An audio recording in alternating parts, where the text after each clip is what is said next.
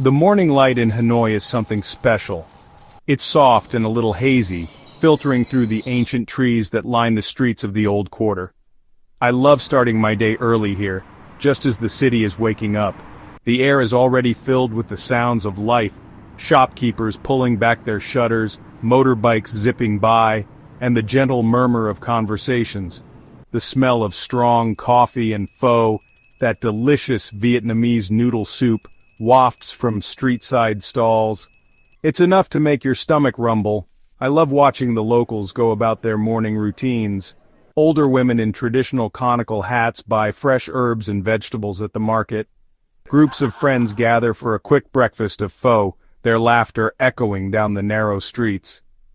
There's a real sense of community here, a feeling that everyone knows each other. One morning I stopped for a cup of cafés, that sweet and powerful Vietnamese iced coffee, at a small stall run by an older woman named Mai. Her smile was as warm as the coffee, and even though we didn't speak the same language, we managed to have a whole conversation using just gestures and smiles. That's the beauty of Vietnam. Human connection transcends language barriers. Walking through the streets of Vietnam is a feast for the senses. The colors are vibrant, from the brightly painted buildings to the piles of exotic fruits and vegetables at the markets. The smells are intoxicating, a mix of spices, incense, and street food that fills the air, and the sounds, it's a symphony of life. There's the constant hum of motorbike engines, the rhythmic clang of bicycle bells, the chatter of vendors hawking their wares. Music spills out from shops and cafés, a mix of traditional Vietnamese tunes and the latest pop songs. Sometimes you'll stumble upon a group of musicians performing on a street corner, their melodies adding to the city's soundtrack. I met a group of students practicing their English while sitting on the steps of a temple.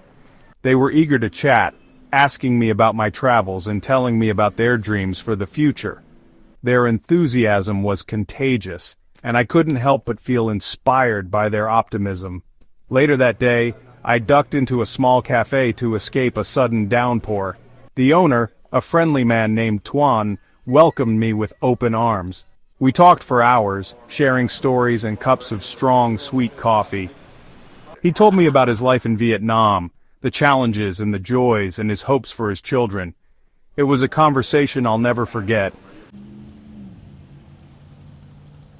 The traffic in Vietnam is legendary, a chaotic dance of motorbikes, cars, bicycles, and pedestrians all vying for space. It can seem intimidating at first, but there's a rhythm to it, a flow that you eventually learn to navigate. Crossing the street becomes an art form. The key is to walk slowly and confidently, making eye contact with the drivers and letting them know your intentions.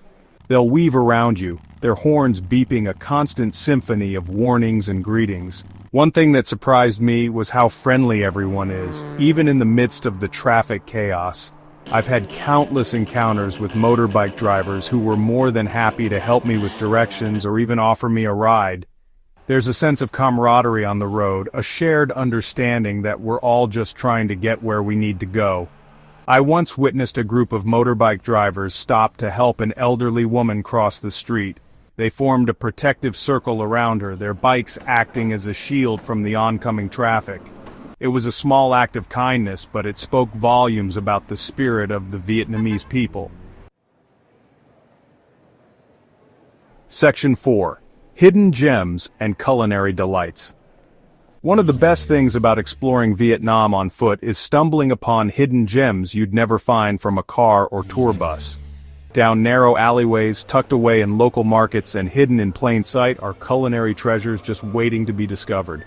I'm talking about steaming bowls of pho, fragrant bun cha, grilled pork with vermicelli noodles, and crispy banh xeo, which are Vietnamese crepes.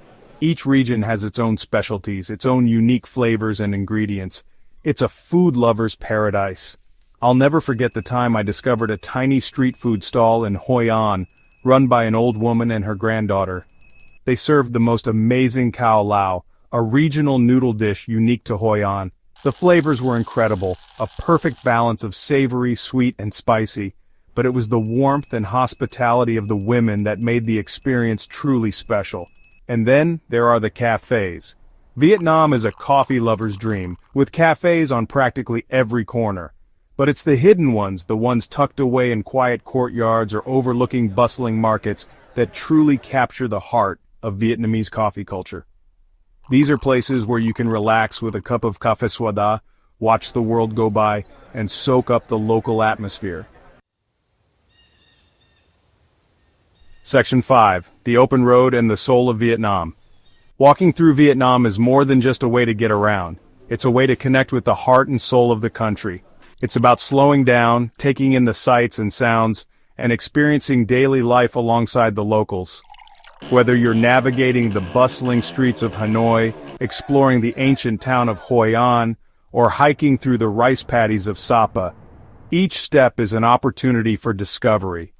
You'll encounter breathtaking landscapes, vibrant cultures, and the warmth and hospitality of the Vietnamese people.